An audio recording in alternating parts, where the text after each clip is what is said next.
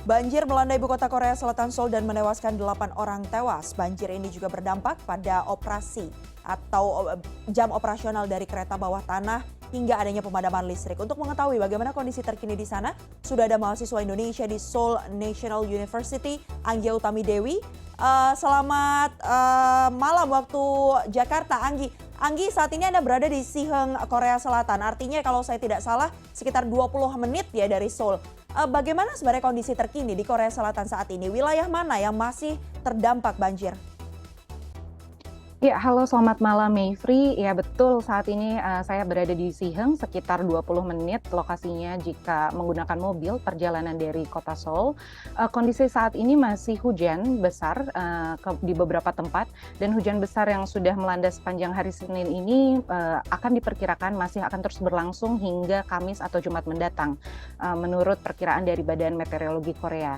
Dan wilayah yang paling terdampak tadi adalah di bagian selatan Sungai Han atau di bagian Seoul daerah selatan, termasuk di wilayah Gangnam yang tadi disebutkan, itu termasuk yang paling terdampak, dan juga salah satunya adalah di distrik atau di wilayah Kecamatan Gwanak yang disitulah berlokasi Seoul National University tempat saya berkuliah. Mungkin itu. Jadi tadi pagi pun saya sempat mengunjungi kampus karena ada urusan, dan kondisinya tidak hanya terdampak banjir sebenarnya. Jadi selain banjir, karena ada curah hujan yang tinggi dan struktur daerah yang cukup rawan longsor.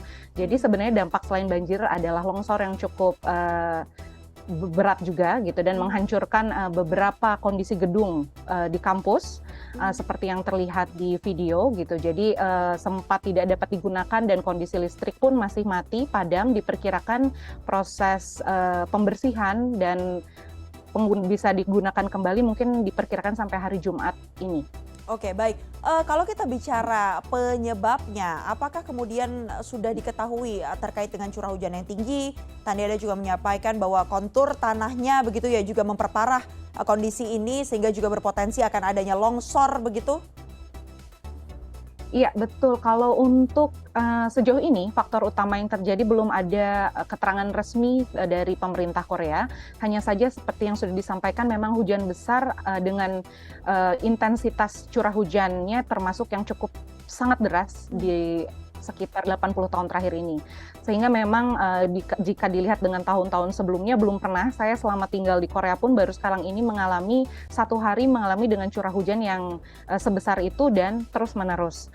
Sehingga mungkin memang kalau disebutkan penyebabnya dari segi curah hujan dengan intensitas yang terus-menerus, itu mungkin penyebab utamanya. Oke, mungkin bisa lebih Anda gambarkan lagi. Dari tadi kami menyaksikan juga video-video yang Anda kirimkan, di mana tadi sempat dinyatakan bahwa kalau di kampus di SNU begitu bahkan tidak bisa beroperasi kampusnya, tidak bisa digunakan karena takut berpotensi semakin memperparah dan jangan sampai ada korban tambahan begitu di sana dengan adanya kondisi seperti ini.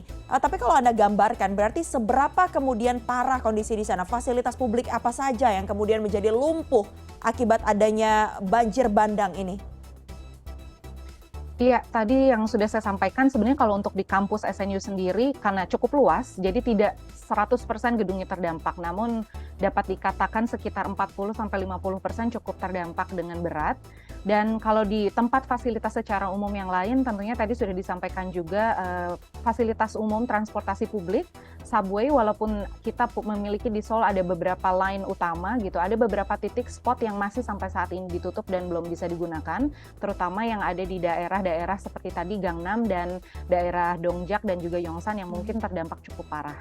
Gitu. Kemudian kalau untuk fasilitas umum sendiri, hari ini kami juga menerima informasi gitu ya, seperti notifikasi ke handphone pribadi bahwa beberapa fasilitas publik memang belum bisa dipergunakan, dan pelayanan publik pun hari ini dimulai biasanya lebih pagi sekitar pukul 9.10, tapi per hari ini mengingat kondisi masih cukup parah, itu baru dimulai pukul 11 siang. Oke, berarti kalau bicara ketinggian air ini sempat mencapai di berapa meter?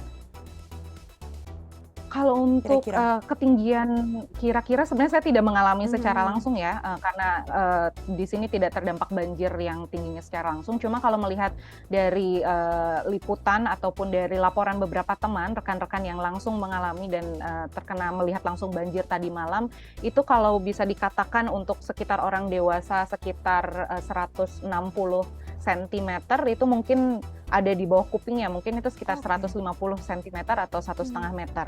Gitu. Makanya ada beberapa footage video juga yang menjelaskan ketika berjalan harus mengangkat muka. Jadi mungkin kalau diperkirakan itu sekitar 1,5 meter. Iya, itulah yang kemudian menyebabkan sejumlah orang ini masih terus dicari ya, masih dalam keadaan hilang.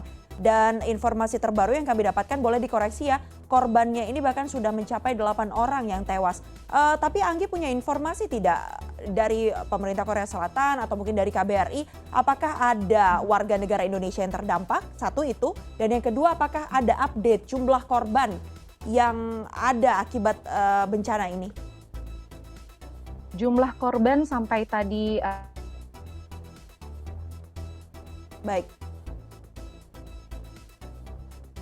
kalau untuk WNI sendiri belum ada update dari pihak KBRI apakah ada berapa banyak WNI yang terdampak, itu belum ada.